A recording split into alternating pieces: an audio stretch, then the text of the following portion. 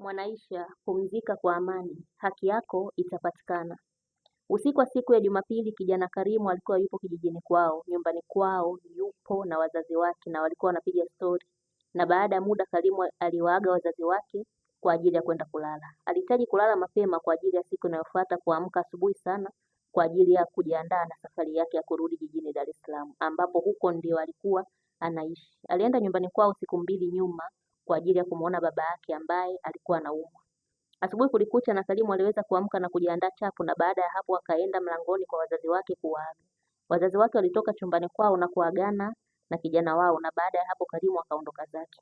Kutoka kijijini kwao mpaka barabara kubwa ambapo ndio kuna magari na huduma nyingine za kijamii ni kipande kirefu kidogo, na kwa asubuhi hiyo hapakuwa na bodaboda ya kukodi ili iweze kumfikisha barabarani kwa uharaka. Hivyo ilimlazimu atembee kwa miguu ili aweze kufika barabarani na kupanda gari.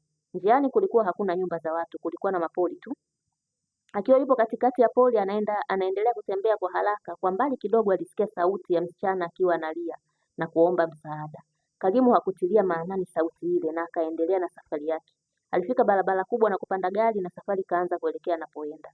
Saa 3 usiku Karimu alikuwa yupo nyumbani kwake. Alifika muda huo akaenda kuoga na kula chakula ambacho alikuwa amenunua huko njiani kabla hajafika nyumbani. Baada ya kumaliza kula aliangalia simu yake, ilikuwa ni saa 3:15 usiku. Akampigia baba yake simu ili kumjulisha kuwa amefika salama nyumbani kwake. Mzee Azizi alipokea simu na Karimu akamsalimia baba yake na kumpa taarifa kuwa tayari ameshafika nyumbani kwake.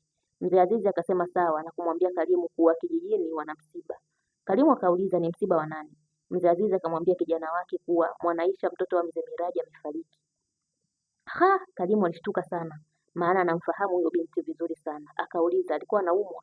Baba yake akamwambia kuwa alikuwa haumwi, ila amekutwa polini akiwa kanyongwa, na baada ya kufanyiwa uchunguzi na madaktari ikabainika kuwa alianza kubakwa na mwanaume zaidi ya mmoja, na baada ya hapo ndio akanyongwa. Karimu alizidi kushtuka sana kwa habari ile. Akamuuliza baba yake ilikuwaje mpaka akafanyiwa tukio hilo. Mzee Azizi akasema kuwa Mwanaisha alikuwa anaenda shule asubuhi ya saa 11 ya siku ya leo, lakini shule hajafika. Kwa hiyo wazazi wake walikuwa wanajua yupo shule na walimu walikuwa wanajua yupo nyumbani, hajaenda shule leo. Ulipofika muda wa wanafunzi kurudi nyumbani, ndio wazazi wa Mwanaisha walishangaa kutokumuona mtoto wao mpaka saa 12 jioni. Mpaka saa 12 jioni inaingia, Mwanaisha hakuwa karudi nyumbani. Ikabidi mzee Miraji ampigie simu mwalimu wa darasa la Mwanaisha jioni hiyo ya saa 12. Baada ya kumpigia simu mwalimu akasema kuwa siku ya leo hakumuona Mwanaisha shuleni pale. Kwa hiyo akajua hakwenda shule. Taarifa ile ikamshtua mzee Miraji na mkewe mama Mwanaisha. Kama unavyojua Mwanaisha ni binti mtulivu sana, hana macho juu juu, maana angekuwa kama mabinti wengine tungesema alienda kwa mwanaume. Nyumbani kaaga ameenda shule, kumbe yeye yupo kwa mwanaume. Lakini Mwanaisha hayupo hivyo, ni binti anayejitambua sana, pole, mstaarabu, anajiheshimu sana. Kwa hiyo hata wazazi wake walihisi kuna tatizo tu ilitakuwa limempata mtoto wao, hivyo walitoka na kuambia majirani kuwa Mwanaisha akapotea. Alienda shule lakini shule hajafika na huku nyumbani hajarudi. Ikabidi tuungane wote na kuanza kumsaka Mwanaisha. Tulifuatilia njia ya kuelekea shule, tulikuwa wengi, kwa hiyo kila mmoja alikuwa anapita njia yake, na mpaka kwenye mapori tulikuwa tunaingia. Na baada ya kuingia kwenye mapori ya mbele mbele huko, tukafanikiwa kukuta mwili wa Mwanaisha ukiwa umelala chini na hauna uhai tena. Tulitoa taarifa polisi na walifika, na baada ya kufika waliukagua na kugundulika kuwa ameuawa kwa kuvunjwa shingo yake. Wakamchukua na kumpeleka mochwari, na huko wakaendelea na uchunguzi na kubainika kuwa kabla ya kuuawa watu waliomuua walianza kumbaka kwanza, na baada ya hapo ndio wakamuua. Ilithibitishwa kuwa ni watu zaidi ya mmoja ndio waliombaka baada ya kukutwa na mbegu za kiume nyingi sana. Madaktari wakasema kuwa atakuwa akaingiliwa na mwanaume zaidi ya mmoja kutokana na wingi wa mbegu za kiume, kwa sababu mbegu za mwanaume mmoja kwa wastani zinajulikana wingi wake. Kwa hiyo ndo hivyo. Nilishusha pumzi baada ya baba kumaliza kunisimulia ile habari ya Mwanaisha, na hapo hapo nikaisikia ile sauti ya msichana ambaye alikuwa anapiga kelele asubuhi ya saa 11 akiomba msaada. Akili yangu iliniambia kuwa yule aliyekuwa anapiga kelele asubuhi za kuomba msaada atakuwa ni Mwanaisha, na muda huo ndio alikuwa anabakwa. Moyo uliniuma sana na kujiuliza kwa nini sikwenda kutoa msaada. Kwa nini nilipuuzia ile sauti na kuendelea na safari yangu? Kwa muda ule wa asubuhi baada ya kuisikia ile sauti nilikuwa nawaza mengine kabisa. Nilikuwa nawaza mambo ambayo tunaaminishwa na watu kuhusu viumbe vilivyoumbwa na moto, majini yani.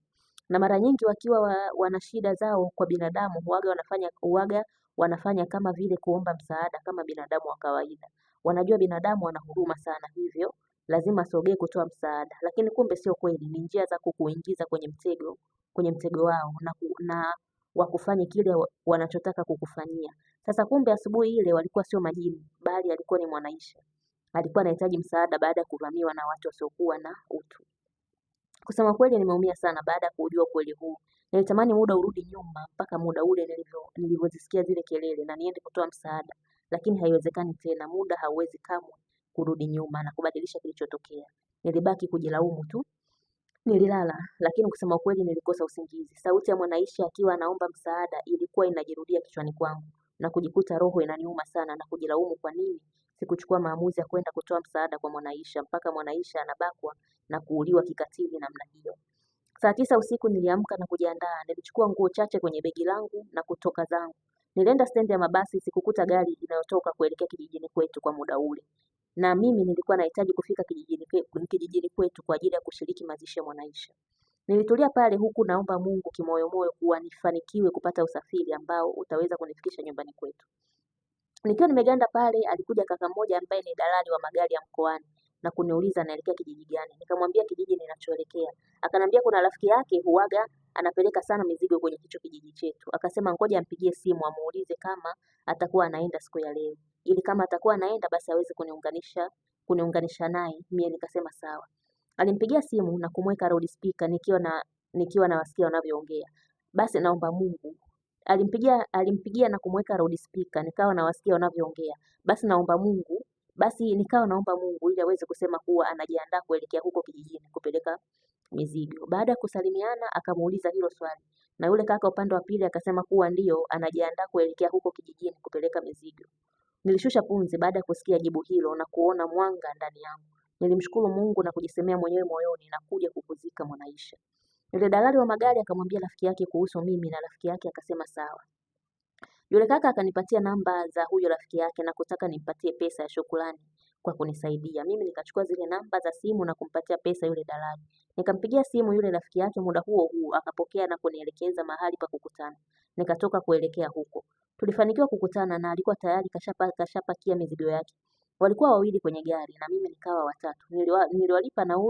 Niliwalipa nauli yao na wakaniambia kuwa wao wanaendesha gari kwa spidi sana kama wapo kwenye mashindano ya magari. Kwa hiyo natakiwa nikaze, niwe na moyo mgumu, nisiwe muogaoga.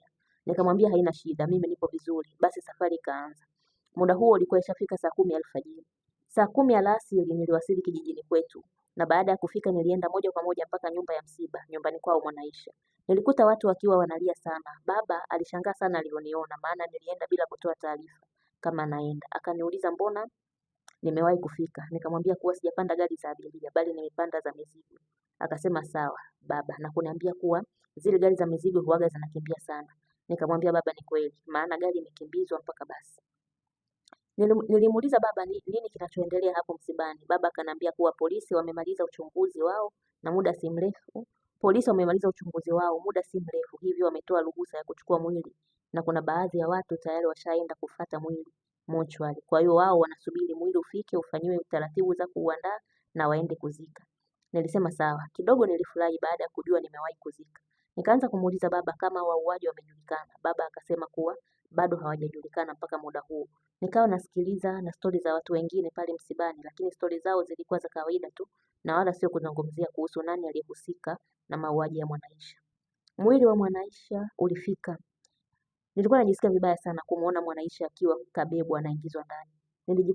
Nilijikuta ile sauti ya Mwanaisha naisikia tena masikioni kwangu ikiwa inaomba msaada. Machozi yalianza kunitoka machoni kwangu na nikashindwa kukaa pale kwa wanaume wenzangu. Nilienda upande ambao haukuwa na watu na huko nilijikuta nalia sana. Baada ya muda mwili ulitolewa ndani ukiwa tayari ushaandaliwa kwa ajili ya kwenda kuzikwa. Uliswaliwa na baada ya hapo tulitoka wanaume kwa ajili ya kwenda kuzika. Nilikuwa mbele nimebeba jeneza na wenzangu ila sikuwa na amani hata kidogo moyoni mwangu. Moyo wangu ulikuwa unaugulika ndani kwa ndani. Nilikuwa najisikia maumivu makali sana ya moyo ambayo sikuwahi kuyasikia kabla. Mpaka nilijilaumu kwa nini nilienda nyumbani na kuondoka siku ile ambayo Mwanaisha alifariki. Heri hata nisingeondoka siku ile ningesikia kafa ila nisingejilaumu kwa kukosa kumsaidia kwa sababu sikuwa karibu. kwa sababu sikuwa karibu, lakini kitendo cha kusikia naomba msaada na kushindwa kwenda kumsaidia mpaka umauti unafika, hicho kitu kilikuwa kinanitafuna sana, kilikuwa kinaniumiza moyo vibaya mno, najisikia uchungu sana ndani ya moyo wangu. Tulifika Malaloni na kufanikiwa kumzika Mwanaisha. Baada ya mazishi nililia sana mbele ya kaburi la Mwanaisha. Watu waliondoka kwa makundi makundi, lakini mimi pamoja na ndugu wa Mwanaisha baadhi tulichelewa kuondoka Malaloni. Nililia sana mbele ya kaburi la Mwanaisha huku nikimwomba msamaha kimoyomoyo kuwa nisamehe sana kwa kushindwa kukupa msaada siku ile. Baba yake Mwanaisha Mzee Miraji akatuambia tuondoke turudi kijijini maana muda ulikuwa tayari ushaenda sana. Ilikuwa ishafika saa 1 jioni, giza lilikuwa tayari lishaingia. Nilijisemea mwenyewe moyoni kumwambia Mwanaisha apumzike kwa amani. Pumzika kwa amani Mwanaisha, haki yako itapatikana. Mwanaisha